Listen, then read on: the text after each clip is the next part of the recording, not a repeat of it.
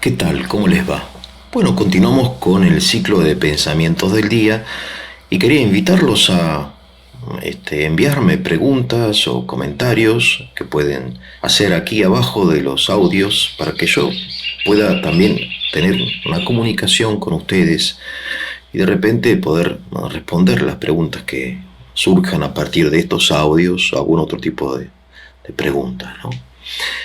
Siempre estoy a sus órdenes. Bien, el texto que vamos a comentar hoy está en la Suma Teológica. Santo Tomás se hace eco de él, pero en realidad su literalidad pertenece a San Agustín. San Agustín, siendo ya obispo de Hipona y un hombre mayor, ya había cumplido los 60 años, establece una correspondencia con un senador romano llamado Volusiano. No sabemos obviamente nada acerca de Volusiano, más que se conservan cartas que Volusiano le escribe a Agustín y Agustín a Volusiano. No se trata de una polémica, de un debate, sino que Agustín lo trata como un hijo y le señala su error. ¿Qué tipo de error comete Volusiano? No tanto un error de contenido, sino de método. Pero, obviamente, un método erróneo nos lleva a un contenido erróneo. Esto es lo primero que yo quería resaltar, que el método no es indiferente.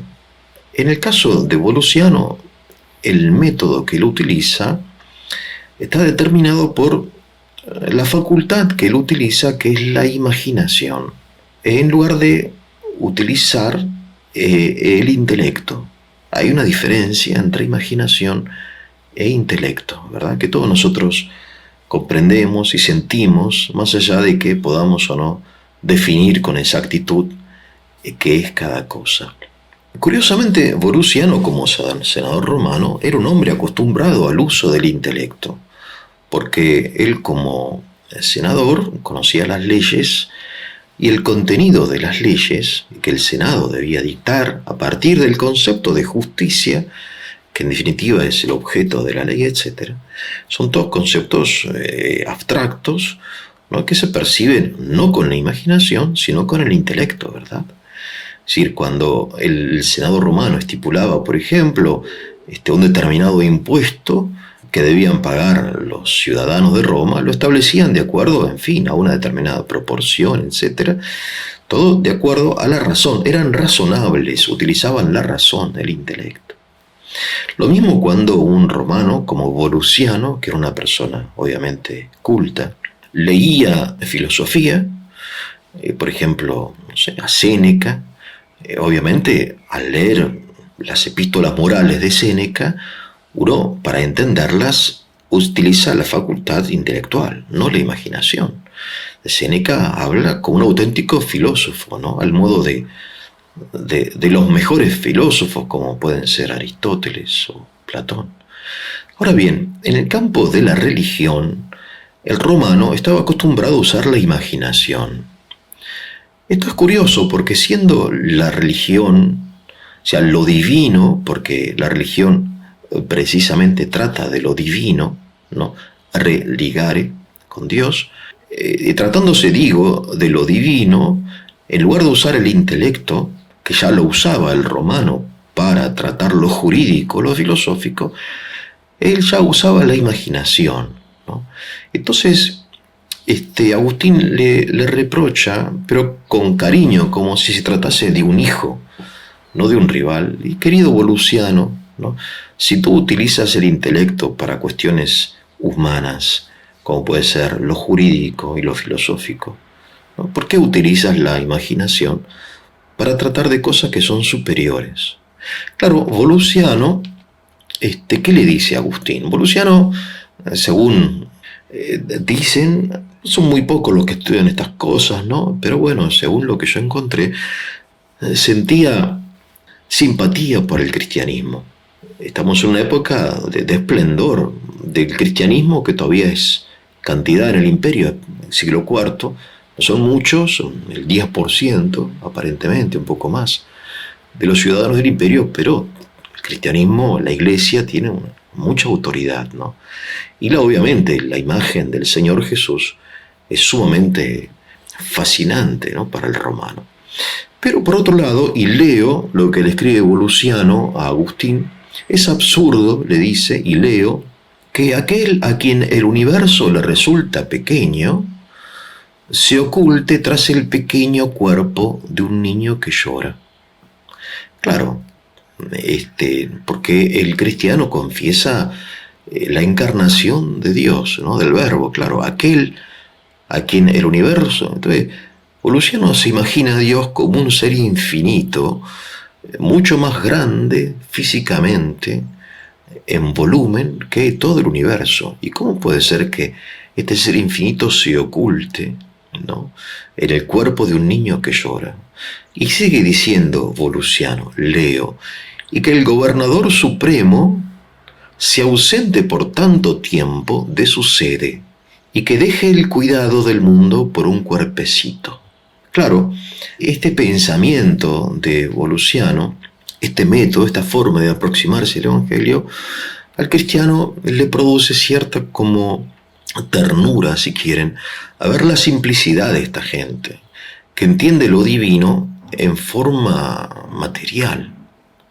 Precisamente el texto que yo quería reflexionar junto con ustedes es el texto de Agustín, pero que Tomás asume, como dije, que dice así, vamos a leerlo. Dios no es grande por su masa, sino por su poder. En latín, non mole sed virtute magnus est Deus. De modo que Agustín le señala a Volusiano dos formas de grandeza.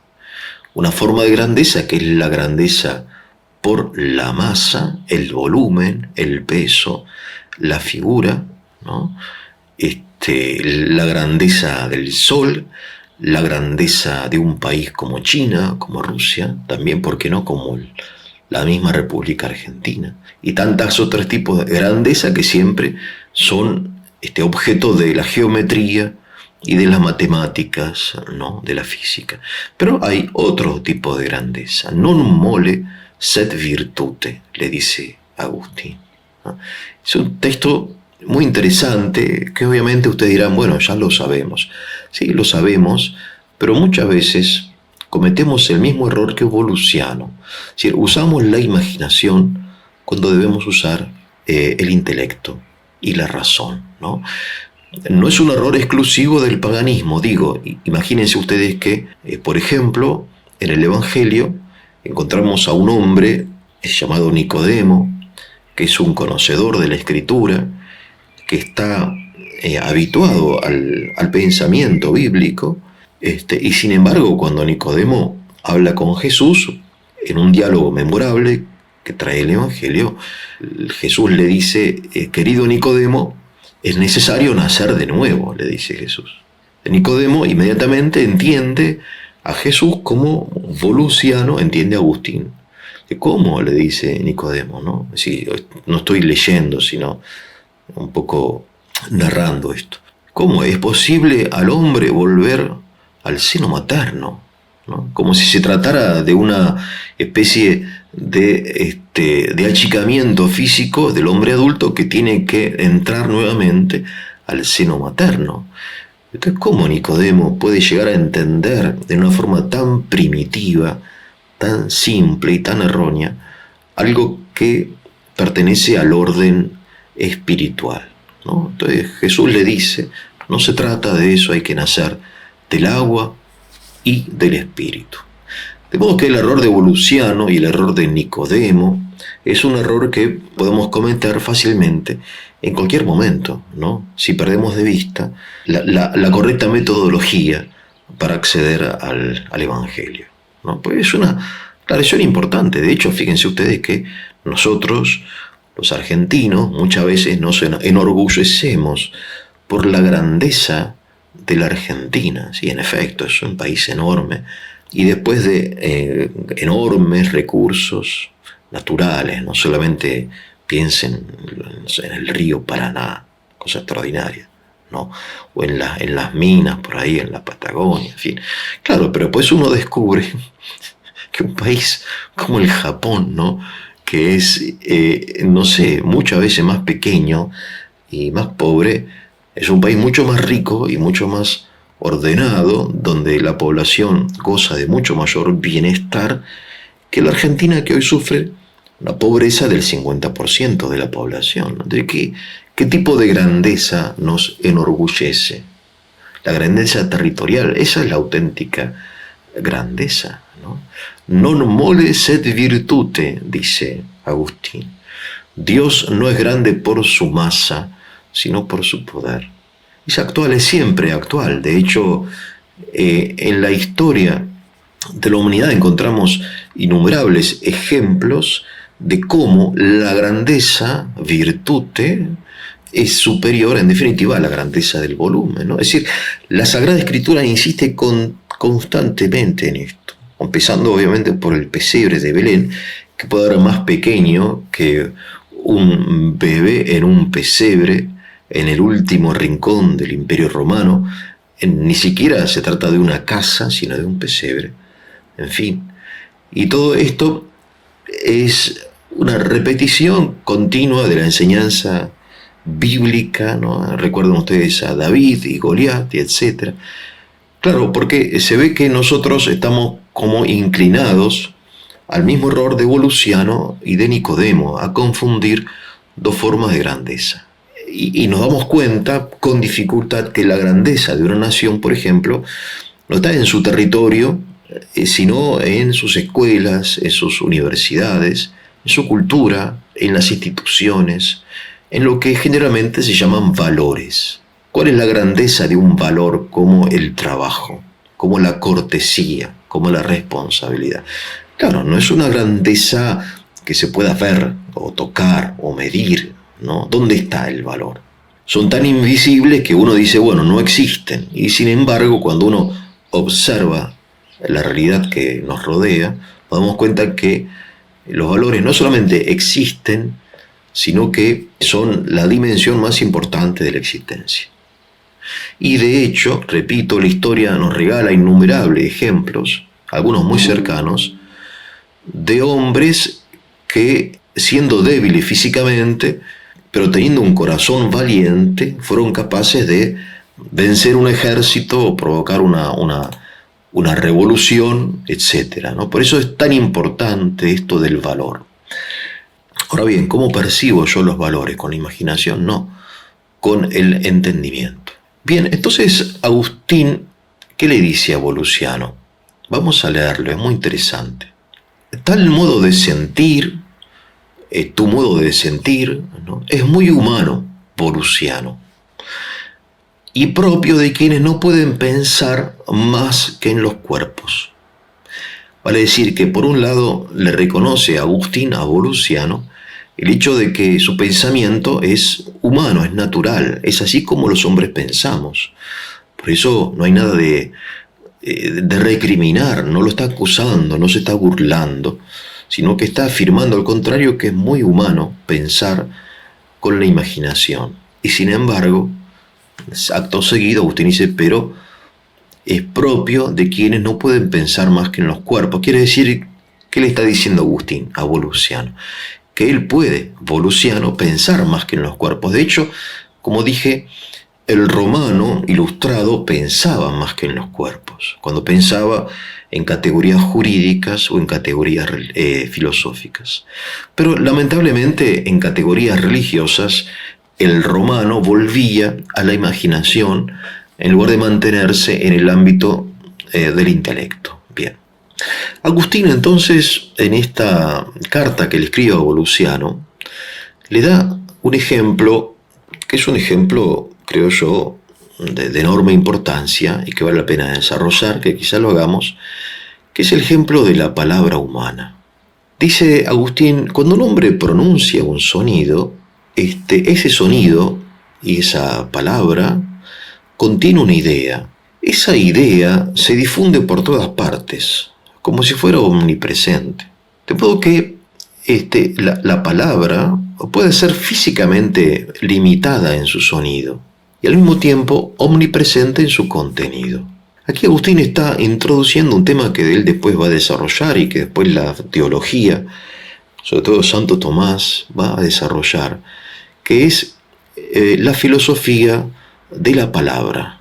¿Y por qué es importante la palabra humana? Bueno, precisamente porque el Evangelio llama al verbo palabra. De hecho, la palabra verbo significa no lo que significa para nosotros verbo como acción, sino palabra, ¿no? Por eso en muchas traducciones directamente se dice palabra, ¿no? En el principio era la palabra, traducción del griego logos.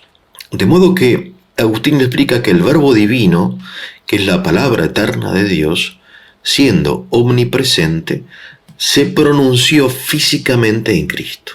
De modo que no se trata de que el verbo se redujo, se achicó, se escondió, ¿no?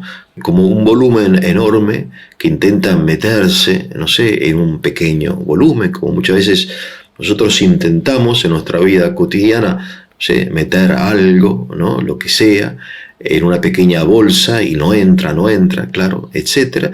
No es ese tipo de acción la del verbo. Esto no es la encarnación. La encarnación, en definitiva, en términos de palabra, es el momento en que Dios pronuncia físicamente su palabra eterna. Y bien, entonces la palabra. En la palabra podemos entonces distinguir al menos tres aspectos, aunque hay más, ¿no? En primer lugar, el contenido. Después, la manifestación, la pronunciación, la difusión y la recepción, ¿no? Que sería un cuarto aspecto. O si queremos, en fin, difusión y recepción, unirlos en lo que es la recepción. Entonces, siguiendo la analogía con la palabra humana, imaginemos que usted, por ejemplo, ha concebido en su interior una idea que quizás usted considere de gran importancia para la humanidad. Por ejemplo, no sé, Alexander Fleming, ¿no? Descubrió de repente no una idea, sino la cura, fin, de infecciones, a la penicilina. Imagínense lo que habrá sentido este hombre cuando de repente tuvo la certeza de que sí, en efecto, la penicilina tenía esos efectos que nosotros hoy conocemos y que realmente han salvado a quizás millones de vidas, ¿no? de la muerte. O que un periodista ha descubierto, por ejemplo, una conspiración o una asociación ilícita en el gobierno, ¿no? de la nación. Por ejemplo, recuerdo un periodista argentino que descubrió una especie en Argentina es bastante habitual, lamentablemente, de asociación ilícita en las altas cumbres del gobierno, y no lo dijo durante varios meses, lo tuvo escondido, necesitaba pruebas. Pero bueno, esa idea, ¿no? Esa verdad, ¿no? O de repente un economista descubre la forma en que la Argentina puede salir de este estado de postración, de pobreza. Bien, entonces uno se concibe, ¿no? Se concibe, importante verbo, ¿no? La concepción. Imagínense que aplicamos a la palabra el mismo verbo que aplicamos al ser humano, ¿no? Es decir, la concepción del ser humano, ¿no? La fecundación de un óvulo por parte de un espermatozoide, en fin, la concepción de la palabra. Es un descubrimiento, pero este descubrimiento aún no es fecundo, no es productivo, no es efectivo. ¿Por qué? Y porque no se ha manifestado, debe exteriorizarse, ¿no? Entonces, debe pronunciarse. Ahora bien, ¿está preparada la humanidad para mi descubrimiento? Piensa, ¿no? El economista o el científico, ¿no? O el filósofo. ¿Seré interpretado correctamente? ¿Seré mal interpretado? ¿Se burlarán? ¿Me perseguirán? ¿Dirán que estoy loco? ¿No? Recuerden que al Señor le decían loco, ¿no? Que está fuera de sí, le dicen, ¿no? Jesús. Es loco, ¿no? Entonces, finalmente usted decide manifestar esa verdad, arriesgarse, ¿no? Que usted la ha concebido y que todavía es invisible en ese interior, en su corazón, ¿no? Entonces se pregunta, ¿cómo la voy a manifestar? ¿Cómo la pronuncio? ¿Qué digo? ¿Qué hago para que sea atractiva, ¿no? Para que algunos al menos me crean? Bien. Entonces este es el dilema, entre comillas, aunque obviamente no es correcto decir, en el que se encuentra Dios, antes de la venida de su Hijo al mundo, ¿no? En fin, digo dilema, está mal dicho. Vamos a leer la carta a los Hebreos. De una manera fragmentaria, dice el autor de la carta a los Hebreos, capítulo 1, versículo 1 y 2, de una manera fragmentaria y de muchos modos habló Dios en el pasado a nuestros padres, por medio de los profetas. En estos últimos tiempos nos ha hablado por su Hijo. Es decir, hablar, es decir, pronunciar palabras, ¿no? Ahora bien, entonces, el autor de la carta a los Hebreos distingue lo que es la revelación, el hablar de Dios en el Antiguo Testamento, fragmentaria, etc., hasta cuando habla por su Hijo. Bien, ¿ven? ¿Se dan cuenta? Es decir, la analogía de la palabra es mucho más que un ejemplo, ¿no? Es la forma propia en que el Evangelio habla de Jesucristo, ¿no? En el principio era la palabra era Dios, estaba junto a Dios, la palabra se hizo carne. Quiero terminar este audio con un texto de un místico español, San Juan de la Cruz, que en un texto conocido, para quienes en fin, están un poco familiarizados con estas cosas, llamado Subida al Monte Carmelo, dice así. Leo, él escribe en un español para nosotros que suena anticuado, ¿no?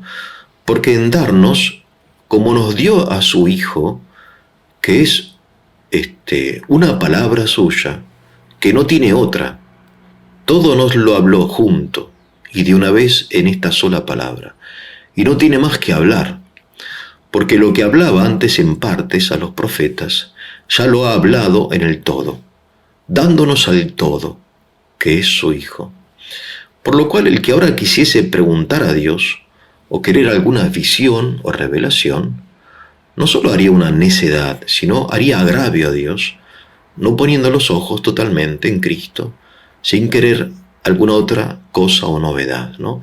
Bueno, fíjense la forma. San Juan de la Cruz es un gran poeta, el ritmo que tiene este texto, ¿no? Desde el punto de vista estético me refiero, más allá del contenido teológico, ¿no? Entonces, aquí San Juan de la Cruz nos dice algo que no es fácil de entender, a saber que Dios rompió el silencio, y no solo rompió el silencio, sino que ella dijo todo lo que tenía que decirnos, ¿no? Claro, es difícil, digo, de entender, porque teniendo en cuenta la historia posterior a la vida de nuestro Señor, vemos que, en fin, hay muchas cosas que no entendemos, que se interpreta de muchas formas distintas, ¿no? Por eso hay católicos, ortodoxos, protestantes, porque todos interpretan esta única palabra ya dicha, todo, ¿no? Todo, lo que ya fue pronunciado en forma diversa, ¿sí? Claro, lo que sucede es que, recuerden ustedes, y con esto termino, la palabra tiene 3 momentos, al menos. El momento de la concepción, el momento de la expresión y el momento de la recepción, ¿no? Entonces, recuerden ustedes aquello de Aristóteles que cita Tomás muchas veces, ¿no? Dice así: todo lo que se recibe al modo del recipiente. De modo que la recepción de la palabra, vale decir la interpretación, la comprensión de la palabra, depende también de aquel que la recibe. ¿Quién es el que la recibe? ¿No? Por eso Jesús, que es todo del cual hablas San Juan de la Cruz, agrega que para que la revelación sea comprendida, debe venir alguien más, que él llama el Espíritu de la verdad. Cuando venga el Espíritu de la verdad, él los guiará a toda verdad, dice el Señor, porque no hablará por su propia cuenta, sino dirá todo lo que oiga, etc., ¿no? Recibirá de lo que es mío y se los dará a conocer. Vale decir que en este tercer momento de la palabra, lo que es la recepción, tiene un protagonismo, perdón, aquel que en principio es desconocido, y era desconocido hasta ese momento, que es el Espíritu Santo. Bueno, con esto termino para no cansarlos, espero que sea de su utilidad. Si fue así, le voy a pedir que le pongan el like, lo compartan, se suscriban para la difusión del canal. Que tengan un buen día.